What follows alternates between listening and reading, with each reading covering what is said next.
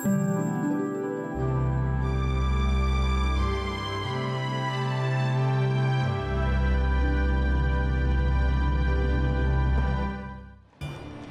ka talaga?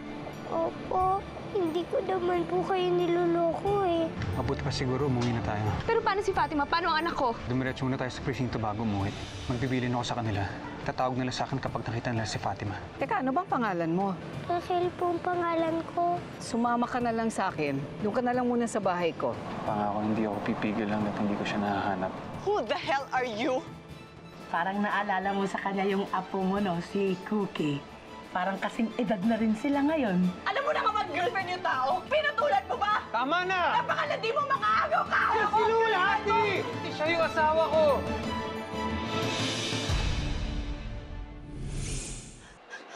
Sandali lang. Relax ka muna. What do you mean siya si Luwalhati? I thought you said she was dead. Hindi ko nga rin. Akala ko patay rin siya pero ayan o, buhay o. So paano ngayon? Dahil buhay pala si Luwalhati at nandiyan na siya, bumalik na siya. Sa kanya ka na? Gano'n na lang yun? Gano'n na lang ba yun? Ha? Oh, what about me? What about me man girlfriend mo ko? Paano tayo? Paano ang lahat ng pinagsamahan natin? Ha? Ganun kadali yun eh. Paano lahat yun? And what about everything that I did for you? Kakalimutan mo na lang lahat yun? Just because your dead wife decided to come back? Ha? Why don't you just tell her na iba na ngayon? May girlfriend ka na! Mateo, sabihin mo yun! Mateo! Hindi. Ano nga hindi? Kung gusto mo ako na yung magsabi sa kanya... Wag, please. Wag. Bakit? Bakit, ha? Dahil... Hindi mo kaya sabihin, di ba? Dahil asawa ko siya. Ako na magsasabi sa kanya, ha? Dahil asawa ko siya. Kailangan niya ako. At paano ako? Mateo, I need you too. Kailangan din kita. Huwag mo ko iiwan. Sandali lang. Napakagulo ng sitwasyon na to. I know! Talagang magulo! Dahil ginugulo ng babaeng yun! Kaya nga sabihin mo na lang sa kanya na iba na ngayon, na may girlfriend ka na, at bumalik na siya kung saan mo siya galing. Hindi ko magagawa yun eh. Bakit? Wait.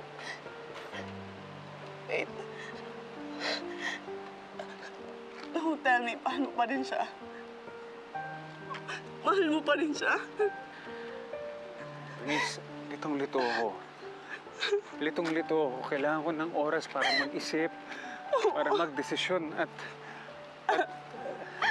What? Siguro mas mabuti kung hindi mo na tayo magkita. Kulot na tayo. Dahil ayaw kitang saktan. And what do you think you're doing now, Mateo? What? Really sorry. Sorry talaga, Bernice. You can't do this to me. Hindi pa tayo tapos.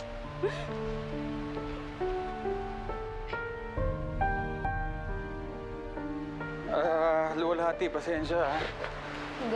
Hindi Mateo. Hindi ko kailangan humingi ng paumanhin. Ako nga dapat ako humingi ng paumanhin eh. Mali nga naman na pagkatapos ng napakatagal, bigla akong babalik dito at isipin ko na pwede tayo maging mag-asawa ulit. Pasensya ka na.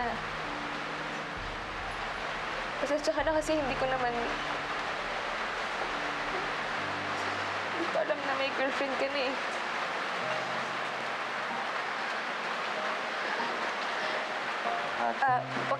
Kailangan humingi ng paumanhin. Asawa kita. Na matagal na wala. Na inakala mo patay na. Huwag ka mag-alala. Hindi naman ako umaasa na bumalik tayo sa dati.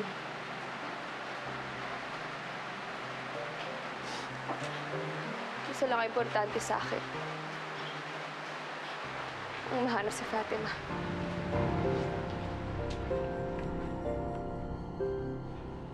After all that I did for him, pabalik ng asawa niya. Hindi ako papayag na maagaw sa akin si Mateo ng kahit na sino. Kahit pa ang asawa niya.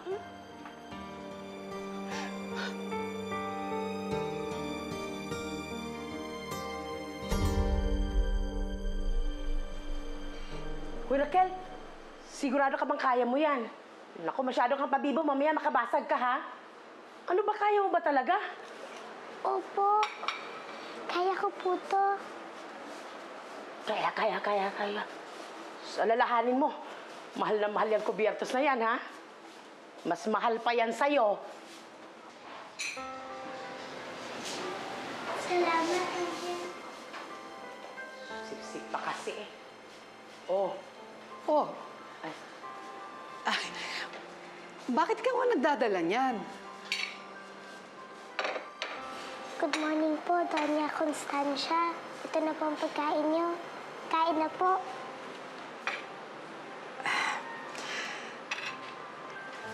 Alam mo, siguro mula ngayon, ang itawag mo na lang sa akin, Doña Connie.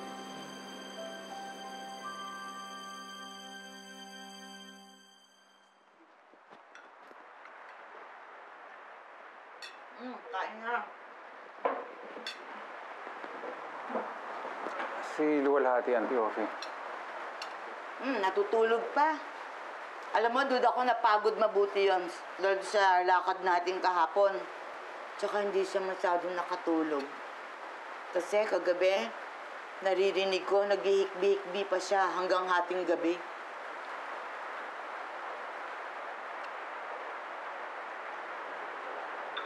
Anong gagawin ko, Auntie Ophie? Nung kinuha si Luwalhati sa akin, pakiramdam ko, katapusan na ng mundo ko. Tapos dumating si Bernice. Tinulungan niya ako makabangon ulit. Kahit pa paano, nahulog din yung loob ko sa kanya. Pero bumalik ulit si Luwalhati. Mahal mo pa rin siya. Siya ang unang babaeng minahal ko. Asawa ko siya. Pero paano si Bernice? Ilang taon din kami nagsama. Mateo, hindi kita matutulungan. Ikaw lang makakasagot niyan. Huwag mong isipin ang nararamdaman nila. Huwag mong isipin kung anong sasabihin ng iba. Pakinggan mo ang iyong puso. Nandun ang sagot.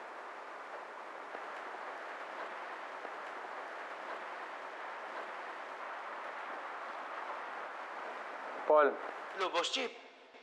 Nasaan ka na ba? Pumunta ka na kagad dito, Boss Chip. Oo, kailangan ka na dito eh. sige, papunta na ako. Pasensya, Auntie Ophie, kailangan ko na umalis. Ingat ka.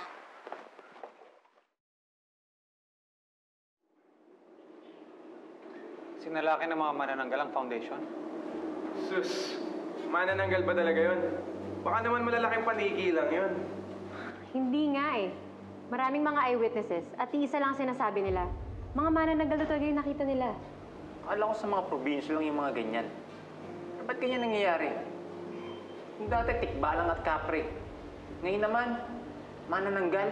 Ito na ang senyales na mapalapit na sila. Sir!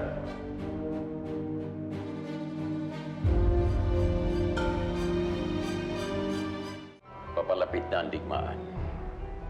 Dati-dati, mga baryo lang ang sinasalakay nila. Ngayon, mapupusok na sila. Handa nilang salakayin ang mga taong bayan. Balita ko, nakahuli raw kayo ng kapre. Sino ba sa inyo nakahuli? Sir, si Major Salvador. Congratulations, Salvador. Thank you, sir. You must be commended. Sa wakas, nakahuli rin tayo ng specimen na pwede natin suriin. I want to see that creature. Yes, wait, sir.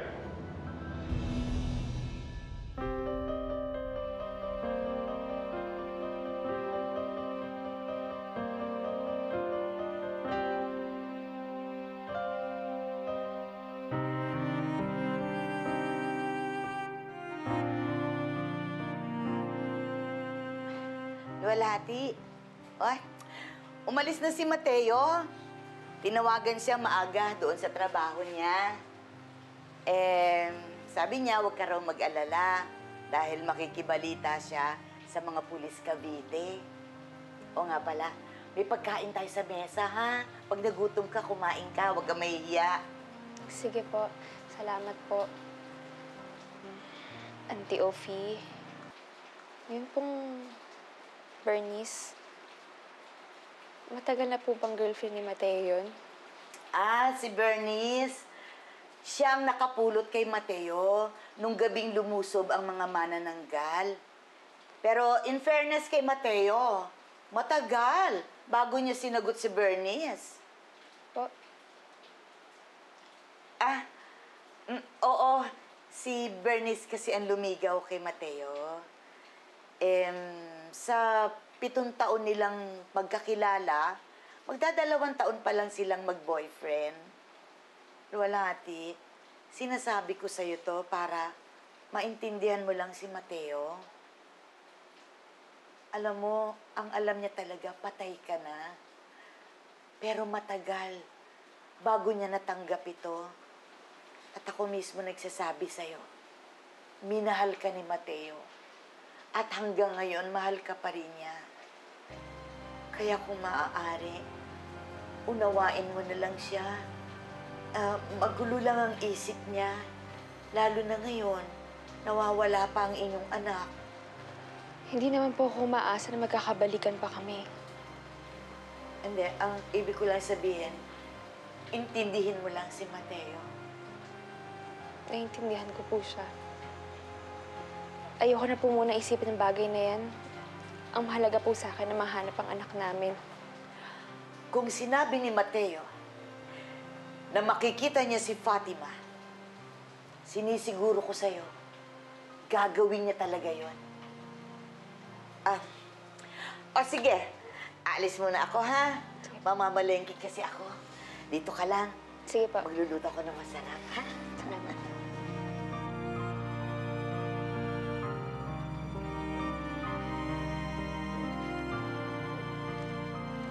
Nasaan ka na kaya, anak? Kung nasan ka man, sana maayos ang lagay mo.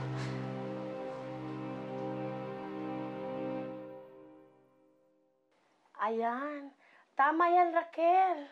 Magpunas ka. Punasan mo na mabuti.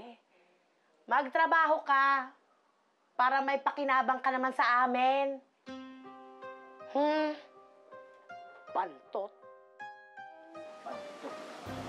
Pagbubutihin ko talaga ang pagtatrabaho ko dito. Para mabayaran ko ng ninakaw ko kay Doña Connie. Diba?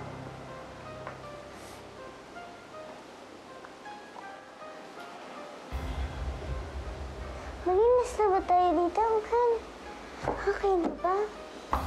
Uy, dito naman tayo maglinis.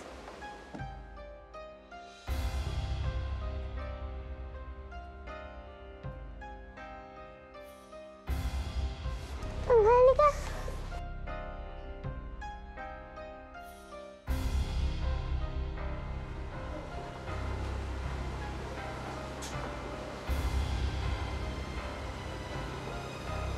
Anong ginagawa mo rito, ha?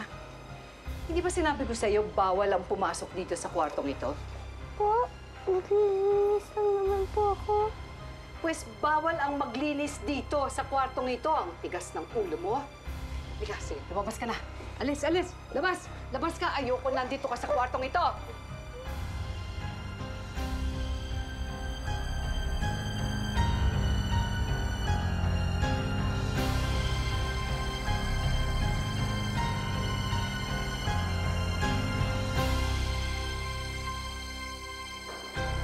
Sir, sinaksakan po namin ng papatulog yan. Mamaya pa po gising yan. He looks like a sleeping dog. Meron ba siyang sinyalis ng aswang? Buksan ang selda.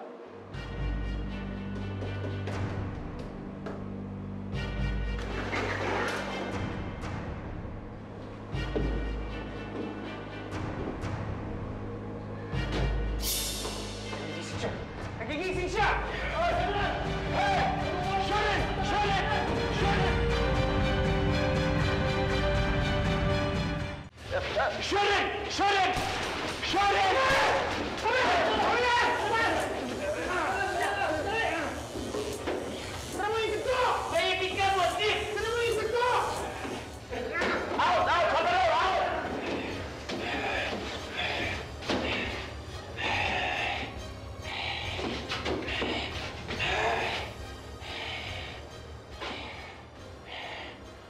Thank you, Salvador.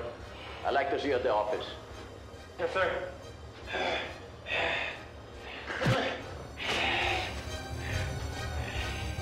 Ayan kasi ikaw. Masyado kang pakialamera. Yan! Napalayas ka tuloy. Inis? Diyan ka na nga? Pakialamera. Hindi ko naman po kasi alam na bawal po pumasok dun sa kwarto. Eh, paano kasi? Kwarto yun ni Sir Ronald. Doon nakatira noon yung pamilya niya. Eh, asan na sila ngayon? Wala na. Patay na si Sir Ronald. At yung asawa niya, lumayas na. Dala-dala yung mga bata. Eh, kasi ikaw wala kang alam. Kaya hindi ka sana makialam. Kainis. Diyan ka na nga. Buti sa'yo pinalayas ka. Buiset!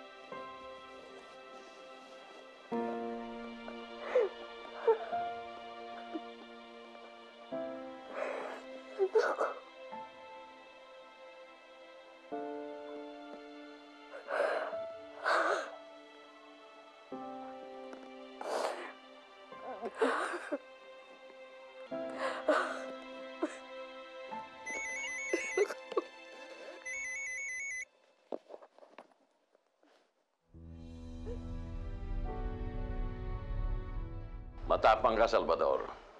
Matalino.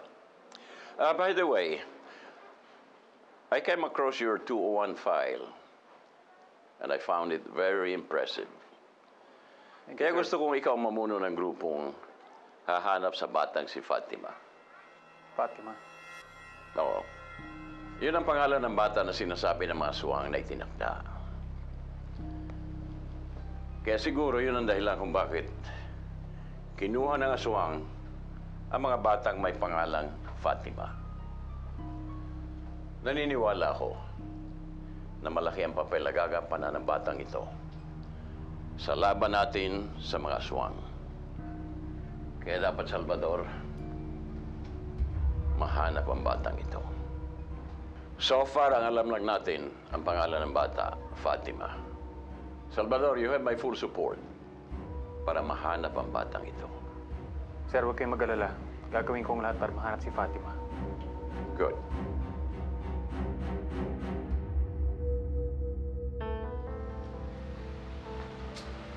Hinahanap mo ba si Mateo?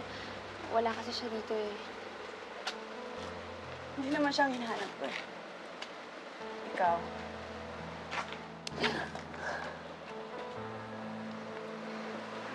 That's for stealing my boyfriend. Alam mo na lahat. Dapat, patay ka na talaga eh. Hindi ka na dapat bumalik. Hmm? Alam mo ba, na ang saya-saya na namin ni Mateo. Kinalimutan ka na ni. Ako na ang girlfriend niya. Hoy, Eunice. Anong ginagawa mo? Ay, mahal. Sandali lang. At akin lang siya. Sandali. I'm just putting this girl in your place. Hindi ako papayag na agawin ka ng babae ito. Sandali lang. Umuwi ka na. Don't mind. Umuwi ka na. Mahal.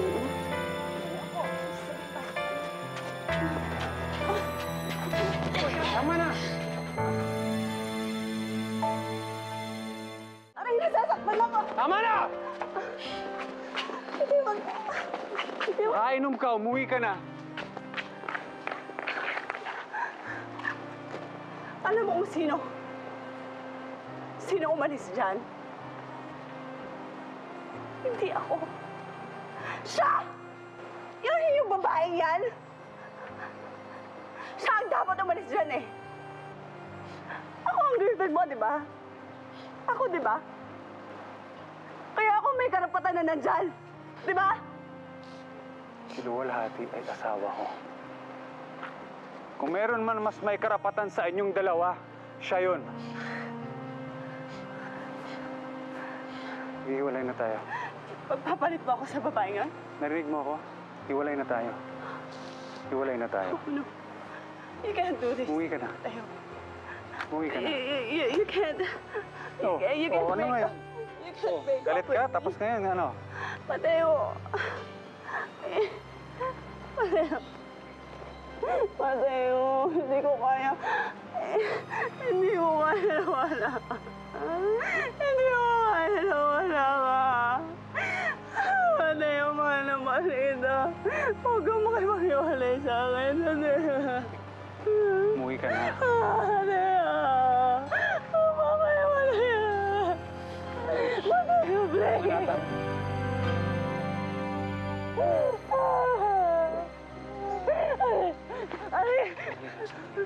Umuwi ka na.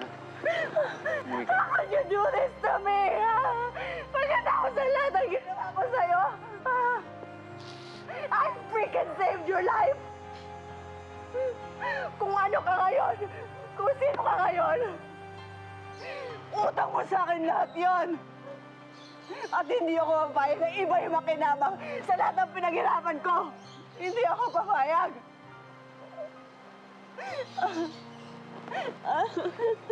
Umuwi ka na. Sorry na. Sorry na. Tama na. Tama na. Tama na.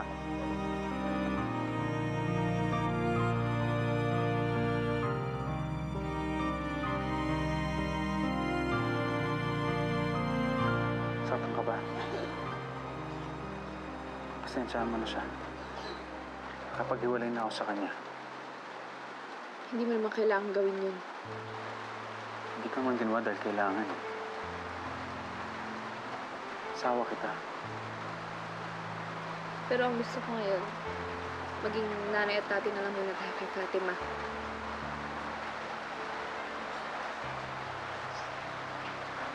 Sige.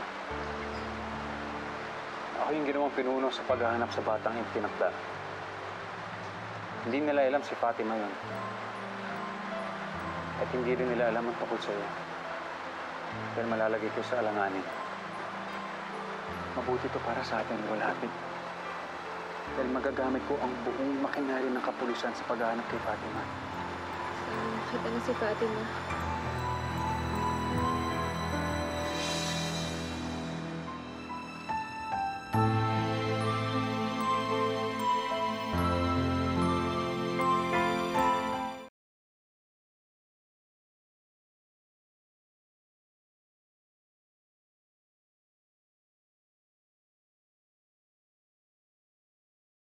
Kaninong aso ito? Uncle, wag! Hoy, sino ka? Anong ginagawa mo rin sa pamahay ko? Ako po si Raquel. Pinatutuloy po ako dito ni... Umuwi na pala ang magaling kong asawa.